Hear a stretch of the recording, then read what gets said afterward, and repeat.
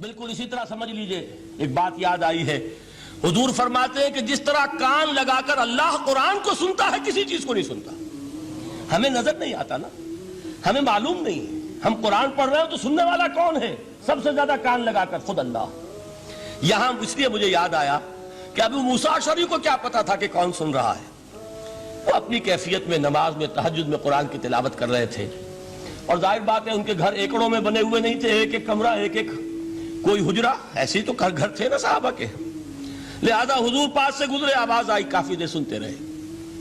اس کے بعد آپ تشریف لے گئے، صبح فجر میں ملاقات ہوئی تو حضور نے تحسین کے انداز میں فرمایا، یا ابا موسیٰ انک قد اوتیت مزمارا من مزامیر آل داؤد، اے ابو موسیٰ تمہیں تو آل داؤد کے سازوں میں سے ایک ساز اللہ نے عطا فرما دیا ہے۔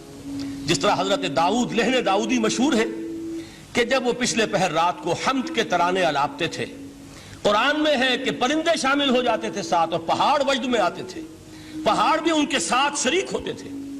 تو جس طرح کا اللہ نے ان کو لہن عطا فرمایا تھا، حضور نے تحسین کے انداز میں فرمایا ہے ابو موسیٰ اشعری، اللہ نے تمہیں بھی آل داؤد کے سازوں میں سے ایک ساز عطا فرمایا۔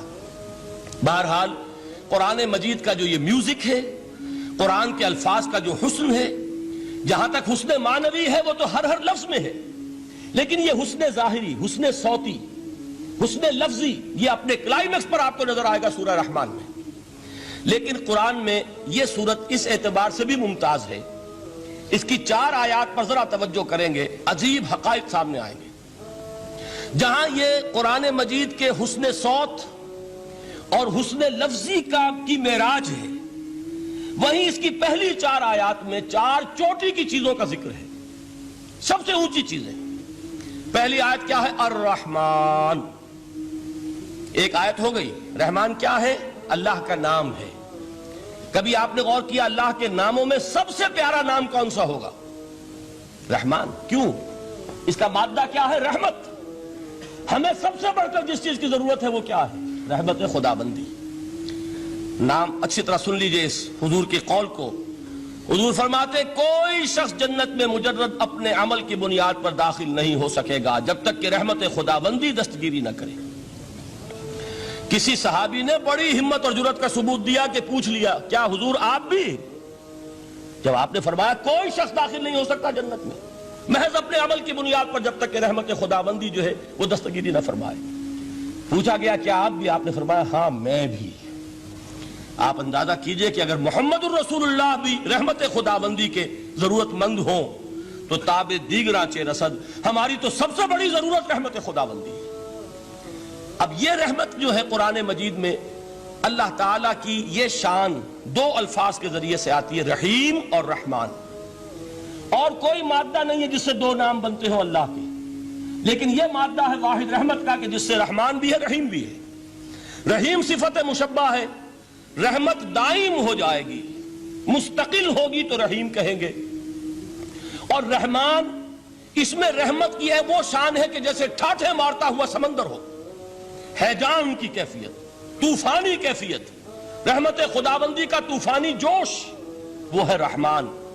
آپ تو رہتے اس علاقے میں ہیں، آپ کو معلوم ہے عرب اگر بھوکا مرا جا رہا ہو تو کیا کہے گا؟ انا جوعان۔ پیاسا مرا جا رہا ہو انا عطشان۔ بہت غضبناک ہوگا غضبان، غضبان آصفہ قرآن میں آیا ہے، بہت غضبناک۔ رحمان جس کی رحمت جو ہے جوش میں ہے، ٹھاٹھے مارتے ہوئے سمندر کے مانند۔ تو یہ اللہ تعالیٰ کے ناموں میں سب سے پیارا نام۔ اب آگے چلیے، الرحمن علم القرآن، رحمان نے قرآن سکھایا۔ رحمت خداوندی کا سب سے بڑا مظہر، رحمان کی رحمانیت کا سب سے بڑا مظہر قرآن ہے۔ ان میں جو منطقی ربط ہے اس کو سمجھتے جائیے۔ اچھا آپ یہ سوچئے، جو علم بھی انسان کو حاصل ہوا وہ کس نے دیا؟ اللہ نے۔ سائنس کا علم کس نے دیا؟ اللہ نے۔ علم آدم الاسماء کلہا، وہ علم الاسماء جو حضرت آدم کو دے دیا گیا تھا ازل میں، یہ اسی کا ظہور ہے، یہ اسی کی ایکسفولیشن ہے جو ہو رہی ہے اور ہوتی رہے گی ابھی۔ اور دوسرے علم ہے وہ کس نے دی؟ اللہ نے دی۔ لا یحیطون بشیء من علمہ الا بما شاء، مخلوق میں سے کوئی اللہ کے علم میں سے کسی شے کا احاطہ نہیں کر سکتا مگر وہ جتنا اللہ دینا چاہے۔ لیکن یہ کہ تمام علوم میں چوٹی کا علم قرآن. نوٹ کرتے جائیے، اب چوٹی کی چیزیں جمع کیجئے. اللہ کے ناموں میں چوٹی کا نام رحمان. اللہ نے جو کچھ انسان کو سکھایا اس میں چوٹی کا علم قرآن. خلق الانسان، انسان کو پیدا فرمایا. سوال یہ کہ حیوانات کو کس نے پیدا فرمایا؟ آسمان کس نے پیدا کیے؟ زمین کس نے پیدا کی؟ فرشتے کس نے پیدا کیے؟ کیا مطلب خلق الانسان؟ اس کی تمام مخلوقات میں اس کا کلائمیکس، اس کی تخلیق کی معراج، اس کے تخلیق کا نقطہ عروج انسان ہے. یہ ہے کہ جو مسجود ملائک بنا ہے. وَلَقَدْ كَرَّمْنَا بَنِي آدَمَ وَحَمَلْنَاهُمْ فِي الْبَرِّ وَالْبَحْرِ وَرَزَقْنَاهُمْ مِنَ الطَّيِّبَاتِ وَفَضَّلْنَاهُمْ عَلَى كَثِيرٍ مِّمَّنْ خَلَقْنَا تَفْضِيلًا. تو تخلیق میں سب سے اونچی تخلیق انسان کی، علموں میں سب سے اونچا علم قرآن کا، اللہ کے ناموں میں سب سے اونچا نام رحمان. اب آئیے چوتھی چیز، علمہ البیان، انسان کو بیان کی صلاحیت عطا فرمائی. کیا اور کوئی صلاحیت عطا نہیں کی؟ بینائی کس نے دی؟ اللہ نے. اسی طریقے سے سماعت کس نے عطا فرمائی؟ اللہ نے. کتنی فیکلٹیز ہیں، کتنے ایکسٹرنل آرگنز ہیں سینس کے، کتنے انٹرنل سینسز ہیں جو اللہ نے دیے ہیں. لیکن یہاں بھی سمجھ لیجئے جتنی فیکلٹیز ہیں ہیومن فیکلٹیز، ان میں ٹاپ کی فیکلٹی جو ہے وہ اسپیچ ہے، کلام ہے، بیان ہے. جن لوگوں نے میڈیکل سائنس کا مطالعہ کیا ہے وہ جانتے ہیں کہ یہ برین ہے، ہیومن برین، اس برین میں جو وہ اوپر ایک زرد سا مادہ ہوتا ہے، گرے میٹر، اس کی ایک کوٹنگ ہوتی ہے. یہ ہائیسٹ ایوالوڈ فارم ہے اور اس میں سب سے بڑا رقبہ جو ہے وہ اسپیچ سینٹر کہلاتا ہے. اسی لیے انسان کو حیوان ناطق کہتے ہیں. حیوان کے اور انسان کے مابین امتیاز قائم کیا گیا، نطق، گویائی، بولنا. اب یہ کیا چیز ہوئی؟ انسان کی صلاحیتوں میں سے سب سے اونچی صلاحیت.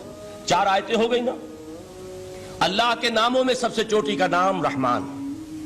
اس نے جو علوم پیدا کیے ان میں چوٹی کا علم قرآن. اس نے جو مخلوقات پیدا فرمائی ان میں چوٹی کی مخلوق انسان. انسان کو جو صلاحیت اور استعدادات عطا فرمائی ان میں چوٹی کی استعداد بیان. جمع کیجئے، نتیجہ کیا نکلے گا؟ وہ نتیجہ ایک حدیث نبوی کی شکل میں سامنے آتا ہے. پہلی حدیث میں نے یہی پڑھی تھی، اس کے راوی کون ہے؟ عثمان ابن عفان.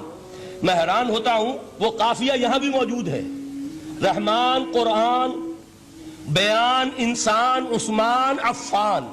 باپ کا نام بھی اسی وزن پر ہے، عثمان ابن عفان. عن عثمان ابن عفان رضی اللہ تعالی عنہ قال قال رسول اللہ صلی اللہ علیہ وسلم. حضرت عثمان شہید مظلوم ذو النورین رضی اللہ تعالی عنہ فرماتے ہیں کہ اللہ کے رسول صلی اللہ علیہ وسلم نے فرمایا، خیرکم من تعلم القرآن وعلمہ. تم میں سے بہترین لوگ وہ ہیں جو قرآن سیکھیں اور سکھائیں. قوت بیان جو تمہاری ٹاپ فیکلٹی ہے، اس کا استعمال کسی گھٹیا کام کے لیے نہیں ہونا چاہیے. دیکھیں اردو میں محاورہ ہے کہ توپ سے مکھی نہیں ماری جاتی. توپ بنائی گئی ہے کسی بڑی شے کے لیے، مکھی مارنے کے لیے توپ استعمال نہیں ہوتی. یہ قوت بیان جو ہے، جو ٹاپ موسٹ فیکلٹی ہے ہیومن، جو فیکلٹیز ہیں ان میں سے، اس کا استعمال بھی ٹاپ موسٹ ہونا چاہیے. قرآن کو بیان کرو. وہ جیسے کہ علامہ اقبال نے کہا ہے، بلکہ غالباً ان کے قبر پر آس پاس جو اشعار لکھے ہوئے ان میں سے ایک یہ بھی ہے، اگر یک قطرہ خونداری، اگر مشتے پرے داری، بیابامن تو آموزم طریق شاہ بازی را.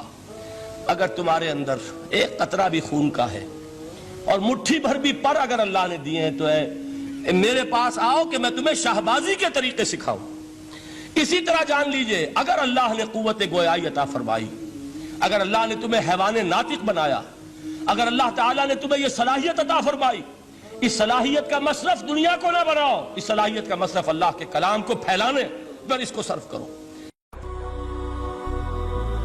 هي الحلقات تحفظني بآيات من القرآن، هي الحلقات تملأني بحب المصطفى العدنان.